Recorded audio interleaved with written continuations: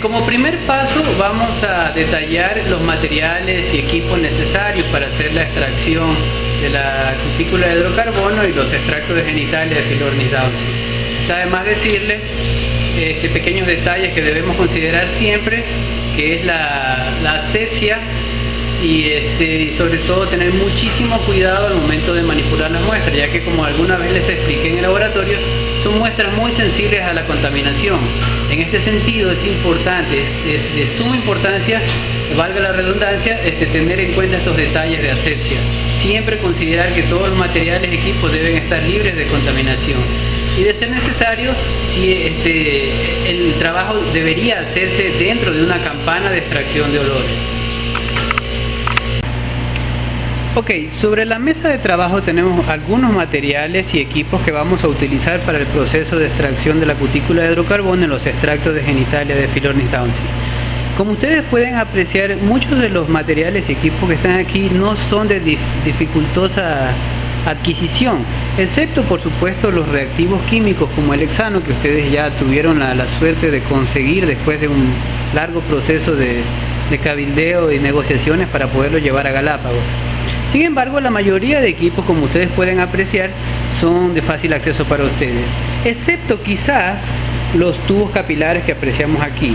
Más adelante pasaré a explicar por qué sería un poco difícil, pero de antemano quisiera hacer primero una breve introducción de todos los materiales que tenemos en la mesa para que ustedes tengan una especie de lista de los equipos y materiales indispensables para la extracción de la cutícula de hidrocarbono y los extractos de genitales. Bueno, tenemos lupas de mano. Tenemos dos tipos de lupas de mano. Tenemos un estereomicroscopio con su luz, por supuesto las moscas que están aquí con las cuales vamos a trabajar. Tenemos un cronómetro, tenemos por supuesto pinzas suaves, pinzas duras, tijeras. Y en este caso quisiera hacer énfasis en este tipo de protección para las pinzas, y que no es de difícil conseguirlo. Este material plástico que ustedes pueden apreciar aquí es básicamente los tubos para inyectar el ADN, y yo los utilizo como tapa. Los utilizo como tapa porque así evito cualquier tipo de contaminación externa hacia las pinzas una vez que ya he limpiado los equipos.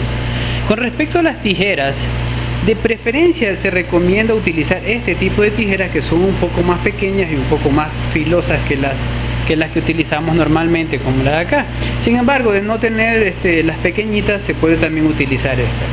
En el caso de que ninguna de las dos tijeras tuvieran acceso porque están contaminadas, están muy viejas, también se puede hacer uso de una Gillette que esté previamente esterilizada.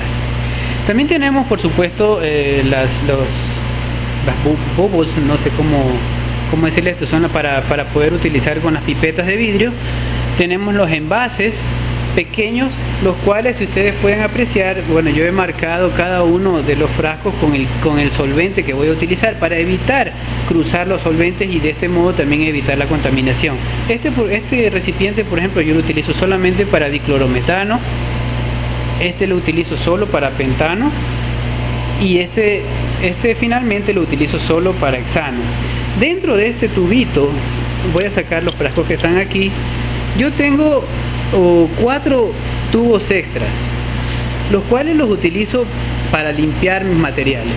¿Por qué utilizo yo cuatro tubos diferentes? Ok, como alguna vez les explicaba, necesitamos limpiar bien los materiales y equipos, y una de las formas de limpiarlo es justamente utilizar un solvente fuerte o solventes fuertes. En este caso yo lo que hago es utilizar desde los más volátiles hasta los menos volátiles para hacer la limpieza de los materiales. Más adelante también explicaré cómo hago esta limpieza. Yo empiezo por el pentano, que es el más volátil, luego cambio al diclorometano y finalmente hago 2 enjuagues con hexano.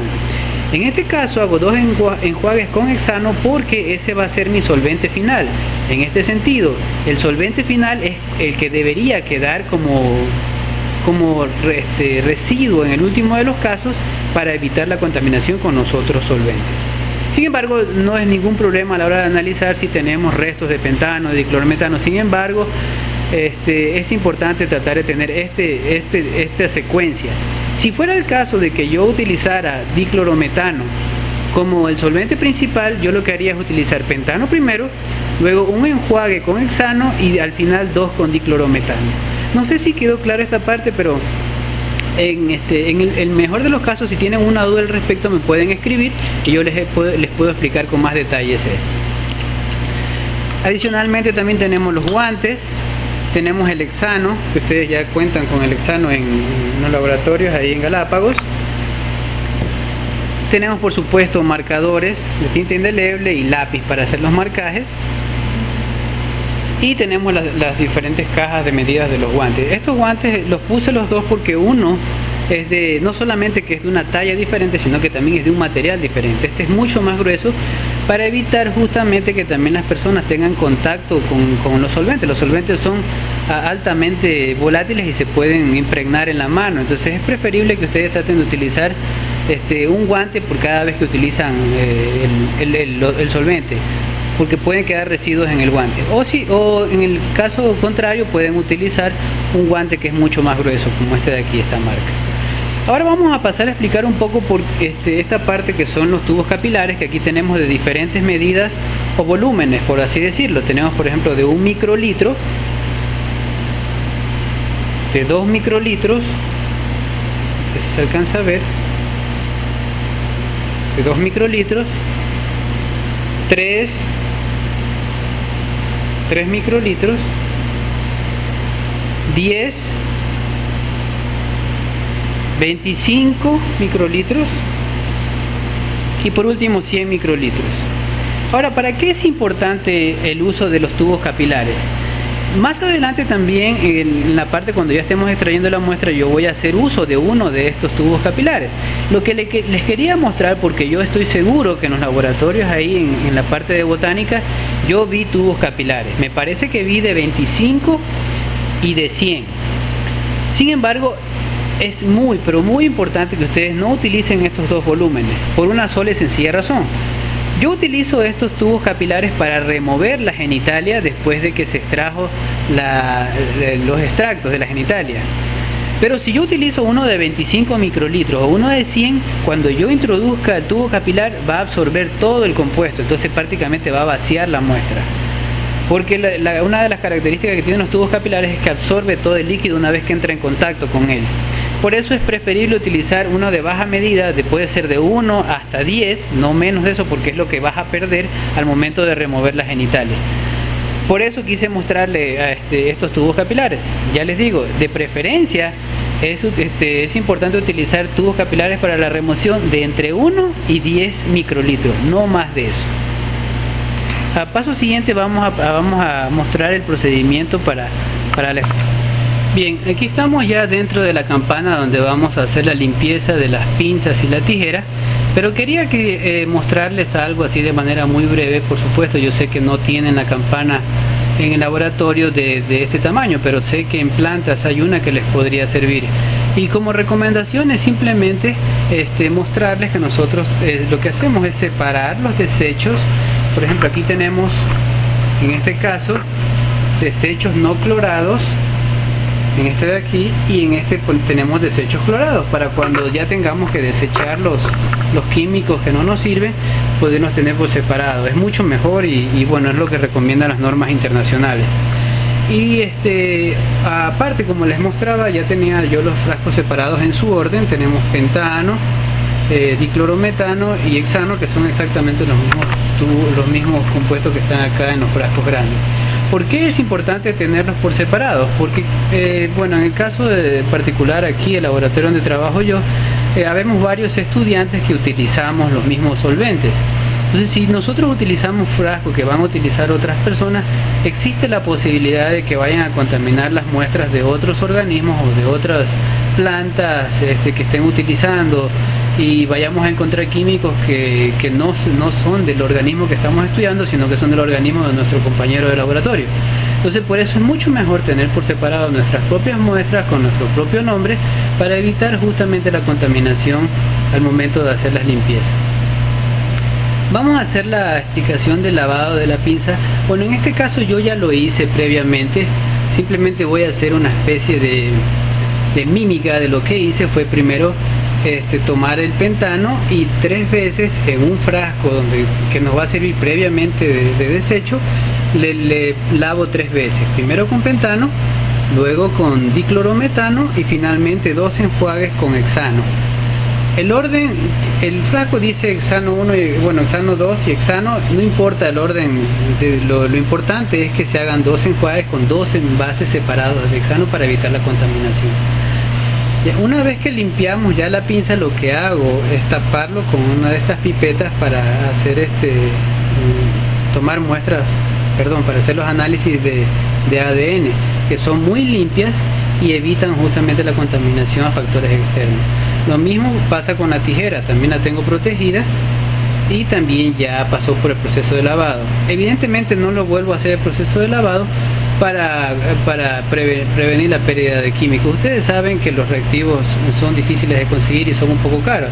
O sea, al hacer esta explicación 2 o 3 veces voy a desperdiciar muchos químicos y prefiero evitar eso por obvias razones, ¿no? Pero lo que sí voy a repetir la limpieza de la tijera, porque esta es mucho más importante todavía, que reciba el doble de tratamiento de limpieza, porque es la que va a estar en contacto con las partes internas de la mosca.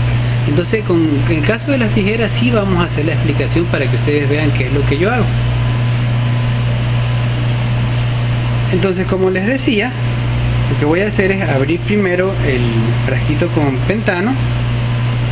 Vamos a extraer un poco del químico.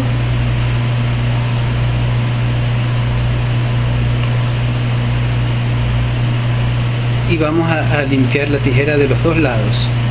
¿Okay? Por 3 ocasiones. Es importante hacerlo por 3 ocasiones. O con 3 cantidades, mejor dicho, para ser más claro. Una vez que hemos terminado con el pentano, lo tapamos porque es altamente volátil. Este es el más volátil de todos los solventes que utilizamos aquí, por supuesto, ¿no? Luego utilizamos el DCM, que es el diclorometano. También hacemos por 3 ocasiones, siempre teniendo en cuenta que la tijera no puede volver a tocar ni el borde del vidrio, ni el borde de la pipeta, ni nada de eso. Tratar de hacerlo en el aire, y es por eso que es de suma importancia que esta limpieza se haga dentro de una campana, porque aquí se están liberando vapores que son considerados cancerígenos en caso de que los estés inhalando. Entonces, por eso la recomendación siempre tratar de hacerlo o en un espacio abierto o en una campana. En caso de que no tengan la campana, por supuesto, lo ideal sería hacerlo a un espacio abierto que también libre de contaminación. Utilizamos por 3 veces.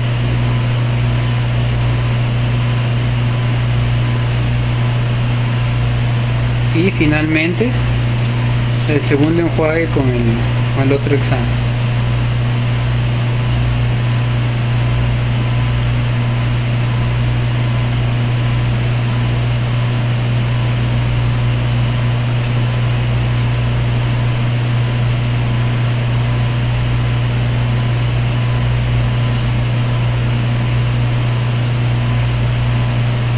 Una vez que está limpio, lo tapamos utilizando la tapita de esta para las muestras de ADN. Tapamos el hexano y lo regresamos a su recipiente. Como les explicaba, utilizamos los frasquitos estos por separado. Para lo que hacemos es poner primero el solvente en un recipiente mayor y de aquí lo traspasamos hasta los envases pequeños, solamente como referencia. Bien, en este momento vamos a hacer el primer paso para la extracción de la cutícula de hidrocarbono primero. Bueno, aquí tenemos una mosca, es mosca doméstica. Obviamente no voy a sacrificar una de Philornis porque ustedes saben lo difícil que es traer Philornis aquí a Syracuse. Por eso voy a hacer la explicación con una mosca doméstica. Entonces aquí en este momento vamos a utilizar el cronómetro y ya nosotros hemos calculado el tiempo que necesitamos hacer que la mosca entre en torpor. El tiempo aproximado es de 1 minuto y dependiendo del tamaño de la mosca puede ser entre 1 y 2 minutos. Para Philornis hemos visto que entra en torpor entre 1 minuto y 1 minuto 40 más o menos. Yo recomiendo que ustedes lo dejen 1 minuto con 30 o 1 minuto con 40 en un congelador que esté muy frío. Vamos a hacer la prueba en este momento. Ok, para efectos de visualizar el trabajo o la explicación, he colocado una hoja blanca para que puedan ver lo que pasa con la mosca cuando la pongo en un refrigerador. Luego enciendo el cronómetro, probablemente demore menos tiempo porque ya la estuve poniendo en el cronómetro durante un largo rato. Esperamos a que transcurra el minuto. Vamos a parar para seguir con la explicación. Ok, una vez transcurrido el minuto, vamos a detener el cronómetro y vamos a abrir el congelador. Ok, el siguiente paso va a ser poner el solvente en el vial. Algo que olvidé mencionar entre los materiales equipos por una omisión mía, un error mío, fue que necesitamos, por supuesto, la pipeta de vidrio, necesitamos los viales donde vamos a tomar la muestra y los micro insert que ustedes tienen ya en el laboratorio. Este micro insert y el vial son para las muestras de genitalia. En este caso solamente vamos a utilizar el vial primero para hacer la toma de la muestra de la cutícula de hidrocarbono. Estos viales no tienen medida, lo que ustedes tienen una medida, pero para efectos de la explicación, como no tengo ahorita uno con medida, vamos a suponer que la medición que se pone aquí son 0.25 mililitros, que es lo que ustedes tienen que medir en los viales que están allá. Entonces ya tenemos el solvente, que en este caso es hexano, como les dije, los 0.25 mililitros aquí. Algo que también es importante mencionar, una vez que limpié las muestras, yo lo que hice fue desechar la pipeta de vidrio y utilizar una nueva. En su caso, como ustedes necesitan las pipetas para poner los tubos y alimentar a las larvas de Phylornis, ustedes no las desechen, simplemente dejan que se evapore durante un día o dos todo el solvente que esté dentro del tubo y ya las pueden utilizar cortándolas para darles otro uso. En caso nosotros no las necesitamos, lo que hacemos es desecharla. Bueno, una vez que ya tenemos la muestra aquí, vamos a colocar la mosca dentro y vamos a mostrar cómo se hace el proceso.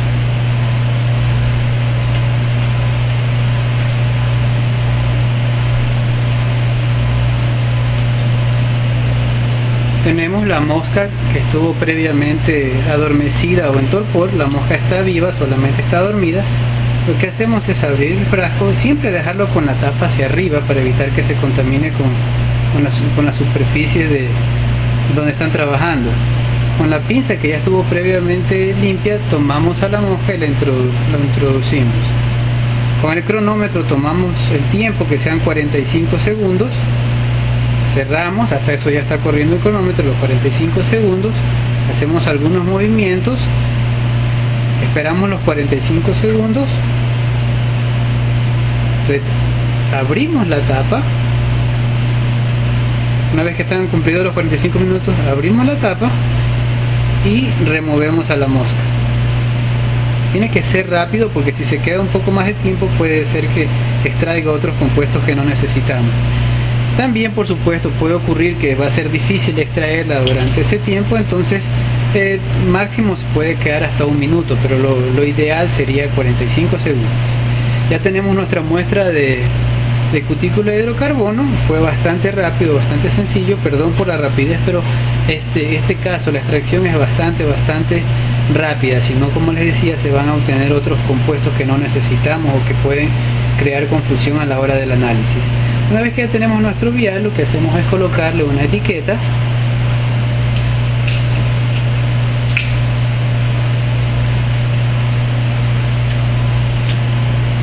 Le colocamos nuestra etiqueta.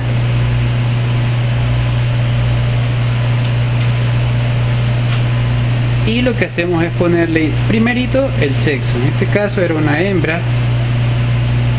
Le ponemos las iniciales, en este caso podemos poner cutícula de hidrocarbono, lo que corresponde. Bueno, aquí utilizamos en inglés podemos poner en hexano, que es el solvente, muy importante siempre poner este tipo de solvente, el hexano, y de ser posible la fecha. En este caso, septiembre 29, 14. Entonces ya tenemos nuestra primera muestra y es así como ustedes tienen que conservar. Una vez que ya tenemos la muestra obtenida, la ponemos en algún recipiente y la conservamos en un lugar que esté libre de contaminación. Puede ser un congelador o un refrigerador donde no se vaya a contaminar. Ok, una explicación adicional acerca de los microinsert. Estos microinsert tienen una capacidad volumétrica de 250 microlitros. Eso quiere decir que si nosotros utilizáramos un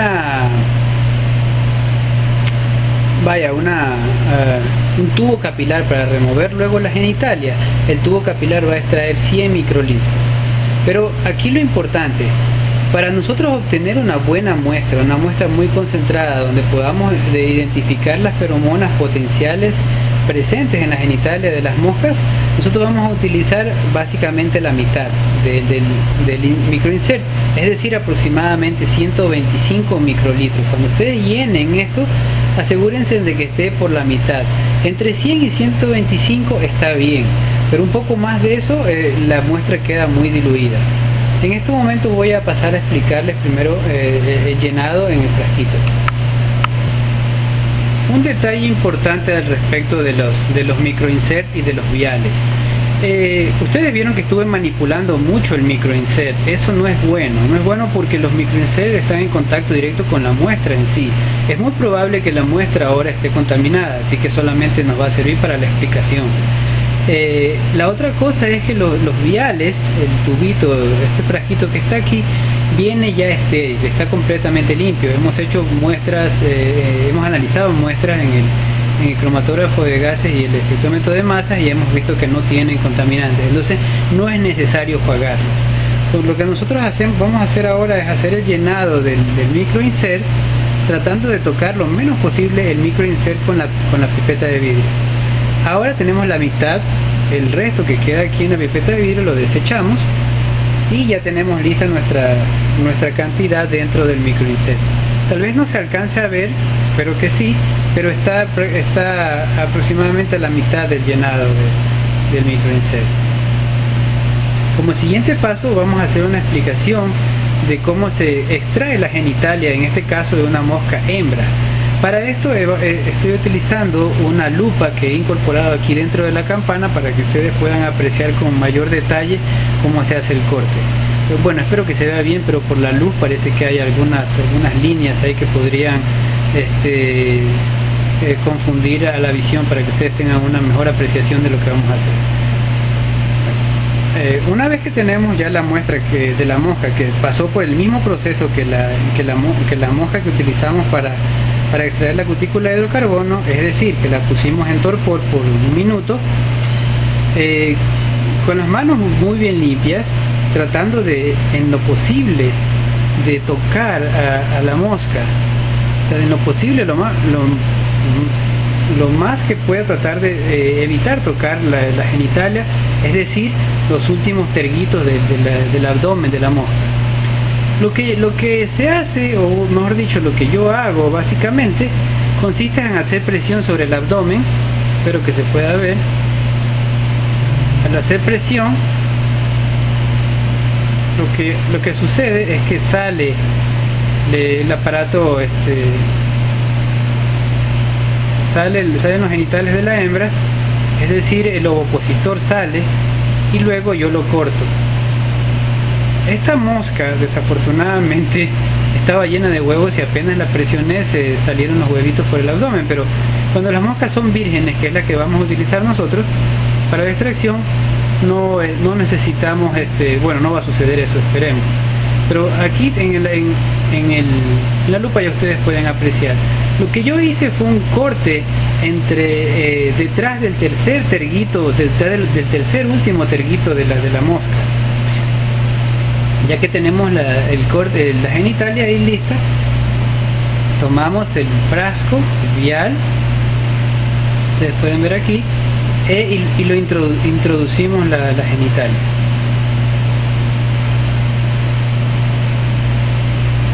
Como quedó en la tapa, quedó en la superficie, lo que vamos a hacer es taparlo y agitarlo para que caiga la genitalia.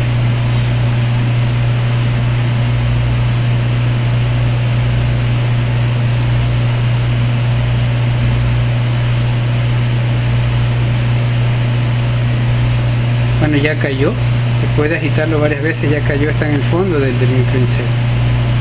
Ahora, en este caso que ya tenemos aquí y en esta muestra sobre todo, que son las que debemos tener más cuidado con la asepsia, porque vamos a estar en contacto directo con la mosca, vamos a tocar su abdomen, vamos a probablemente tocar sus patas que previamente pudieron haber estado posadas sobre jugo de papaya u otros compuestos, azúcares, qué sé yo.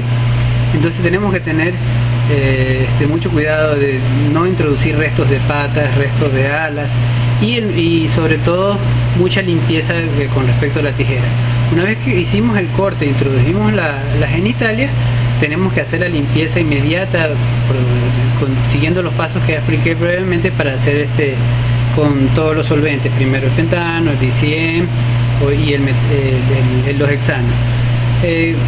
Vuelvo a mencionar que en su caso particularmente tendrían que hacer de preferencia 2 veces con DCM y 3 veces con hexano, porque ustedes no tienen pentano. Entonces con eso se garantizan una mayor limpieza de la uña. Una vez que ya colocamos la muestra aquí, seguimos el mismo proceso de la extracción de la cutícula de carbono, colocándole una etiqueta con el nombre, el tipo de muestra que es. En este caso yo le pongo gen, que significa genitalia, es también de una mosca hembra, y la hora. La hora en este caso es importante, hora y fecha, más que la fecha, la hora, porque al siguiente día ustedes tienen que remover la genitalia. Es decir, ustedes hacen la extracción y tienen un periodo de espera de 24 horas. Si lo extrajeron en este momento, que son aproximadamente las 4:30 de la tarde, le ponen la hora y la fecha, y al día siguiente tienen que retirar la genitalia a la misma hora para que se cumpla el periodo de 24 horas de extracción. En este paso es cuando vamos a utilizar los tubos capilares, que voy a pasar a explicar cómo lo hago. Como les dije, esta muestra se contaminó, no nos sirve de mucho. Además de eso, es con mosca doméstica, que en este caso ahorita no estoy trabajando yo con esta especie, y solamente lo hago en términos de explicarles cómo es el proceso. Ahora voy a explicar cómo yo retiro la genitalia después de las 24 horas. Bien, en mis manos tengo un tubo capilar de 2 microlitros de volumen. Entonces, ¿qué es lo que yo hago? Una vez que tengo el tubo capilar, lo agarro por un extremo, abrimos el frasquito donde está la genitalia,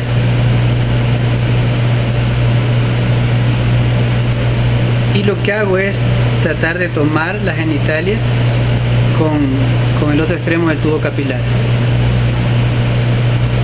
Entonces, como ustedes, bueno, tal vez no se puede apreciar, pero ya la removí. Aquí está. Un detalle que ustedes no pueden ver por lo pequeño del tubo capilar es que el tubo capilar se llenó con la muestra. El tubo está lleno ahorita con la muestra.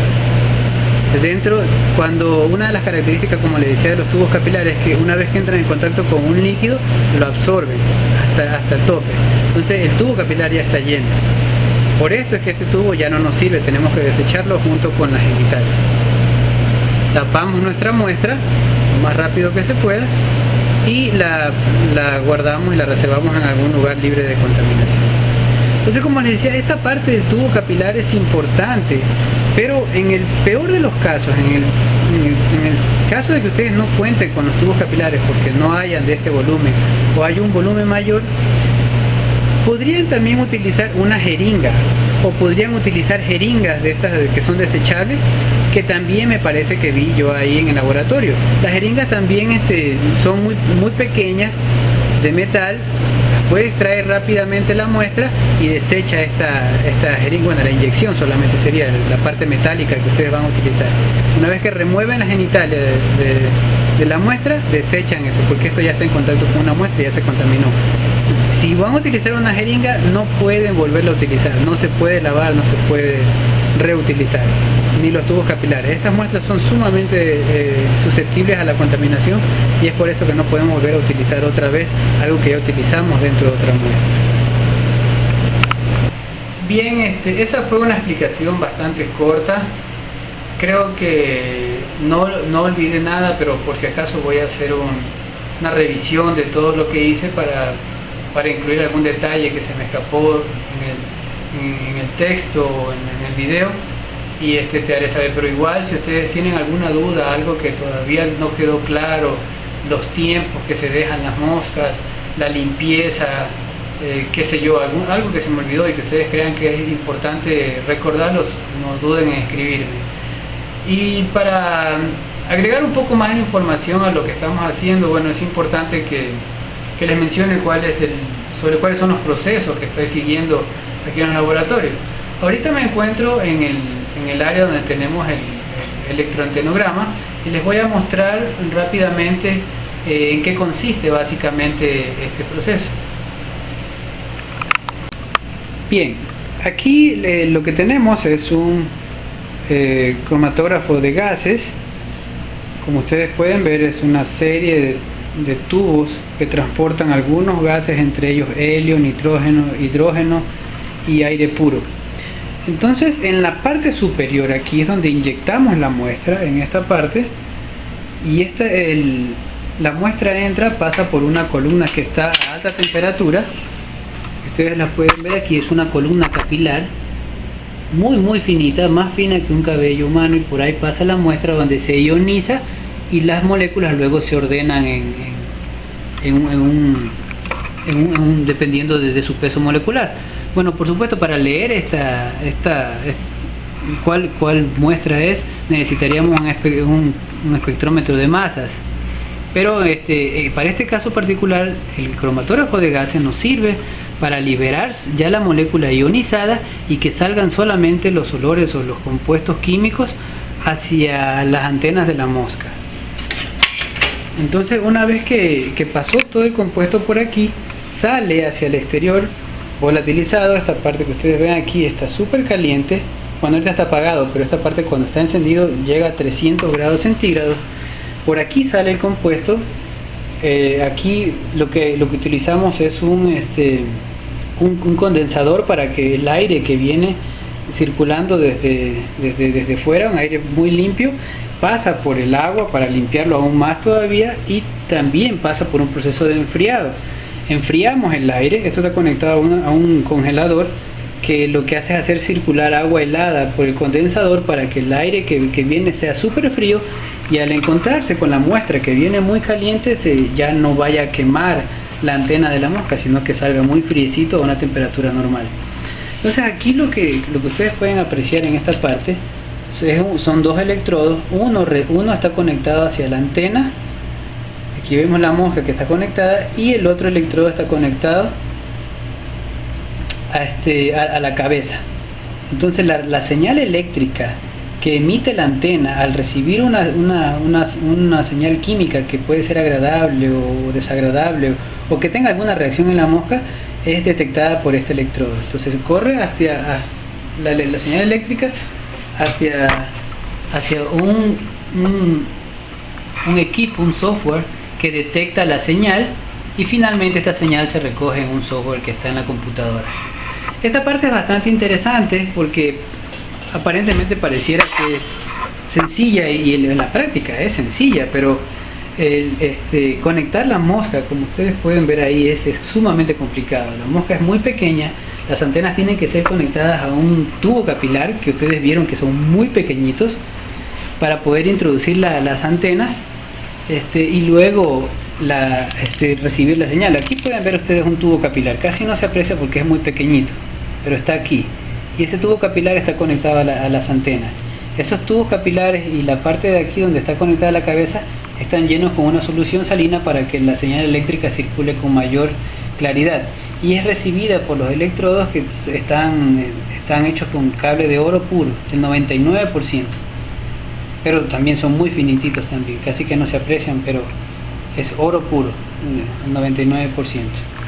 Estos son micromanipuladores, porque como ustedes se imaginarán, manipular antenas o cosas muy pequeñas requiere de algo muy exacto. Entonces con esto nos movemos milimétricamente, a veces hasta solamente dos terceras partes de un milímetro nos movemos con esto. Estas son las medidas para poder manipular la altura, derecha, izquierda, arriba y abajo de cómo conectarlo. Bien, esto es en cuanto a la parte del electroantenograma. Como alguna vez les mencioné, lo complicado de esto, hasta que tú no tengas mucha práctica, va a ser muy difícil que tengas una buena muestra. Pero una vez que ya dominas sobre todo la parte de conectar la mosca al electroentenograma, los siguientes detalles son todavía de mayor importancia, porque puede que ya domines el arte de conectar cosas tan pequeñas a equipos electrónicos, pero viene la parte eléctrica luego un problema. Si tú ves aquí, parece que estuviera todo desorganizado esto, pero en realidad esto es lo más organizado que puedes imaginar. Cuando yo llegué aquí,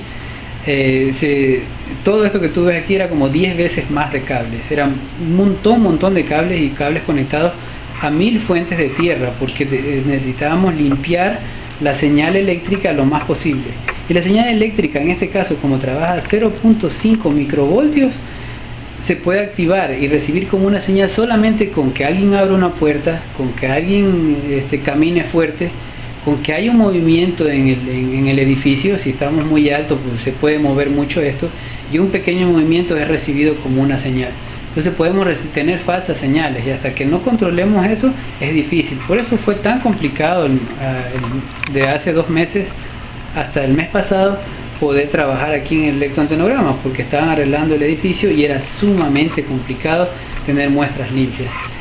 Todo el edificio estaba bajo construcción en algunas partes, utilizaban taladro las 24 horas del día, estaban cambiando el sistema de calefacción las 24 horas del día, entonces fue muy complicado trabajar. Sin embargo, logré obtener muy buenas muestras que yo los mostré, los presenté en el informe que tiene Charlo. Bien, esta caja negra puede que les resulte bastante familiar a ustedes, la construyó Steve, bastante hábil por cierto. La hicimos con la intención de liberar moscas aquí en esta caja, que tenga bastante espacio para moverse, y lo que hicimos fue hacer como en estas cajas donde se manipula material radioactivo, hacerle 2 entradas para poder manipular las muestras o lo que coloquemos dentro. Y en la parte de arriba lo que hacíamos nosotros era ponerle una luz solar, estas que se utilizan para las crías de lagartijas como mascotas, que también son de radiación solar. Entonces en esta caja lo que pudimos ver es que definitivamente la luz influía mucho en el comportamiento de los machos. Desafortunadamente no pudimos hacer más experimentos porque no tuvimos más individuos machos, pero nos dio una muy buena pista para asegurarnos también de que los resultados que se obtuvieron con los experimentos de los tubos de cuarzo están bien encaminados en el hecho, en el sentido de que los machos parecen ser quienes están produciendo las feromonas.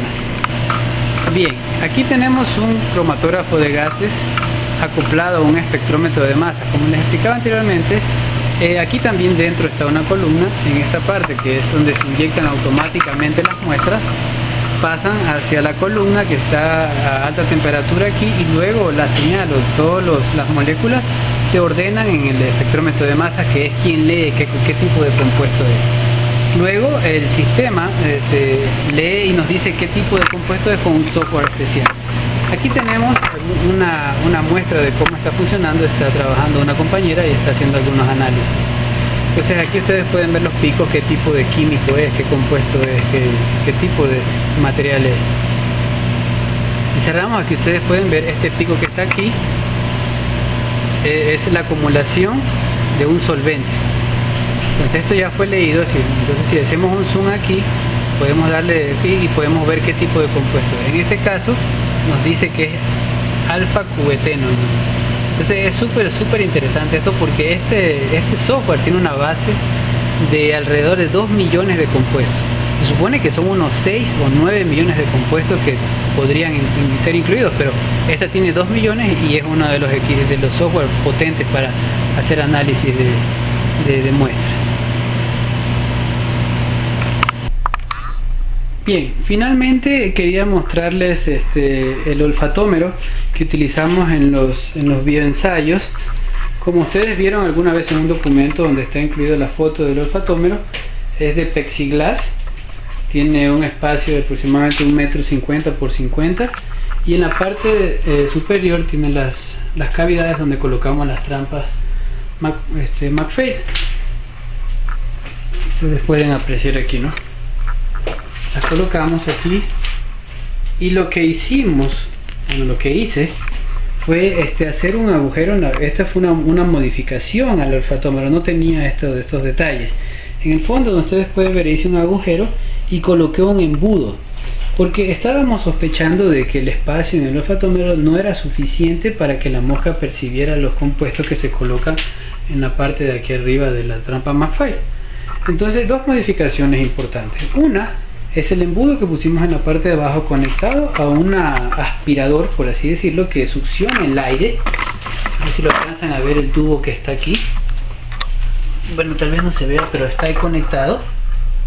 Y lo que hacemos es absorber el aire para hacer que todos los compuestos que están dentro de la trampa circulen y lleguen hasta esta parte, porque todo el aire está viniendo hacia el centro del olfatómetro. Y en la base donde dice ese agujero ponemos la mosca con un recipiente que está abierto, digamos, puede ser con malla o algo, y la mosca está recibiendo los olores que vienen de las dos entradas, o del control o del tratamiento, dependiendo del orden. Una vez que pasan los olores hacia esa parte de absorbido, la mosca recibe los olores, liberamos a la mosca y ella puede elegir a cuál trampa ir, si es al tratamiento o al control. Adicionalmente, la otra modificación fue colocar las luces, como les dije. Son luces muy potentes que se utilizan para las cajas de lagartijas o cosas así. Son de 500 watts que simulan básicamente el sol. Entonces, aparte de que hay mucha luz que está llegando desde la superficie, también está provocando calor y está probablemente liberando las sustancias que nosotros estamos obteniendo con las diferentes extracciones que hacemos. Y bien, por ahora eso es todo lo que tengo que comentarles, y quería hacer hincapié en la importancia que tiene el trabajo que hacen ustedes, la ayuda enorme que nos hacen cada vez que nos envían moscas.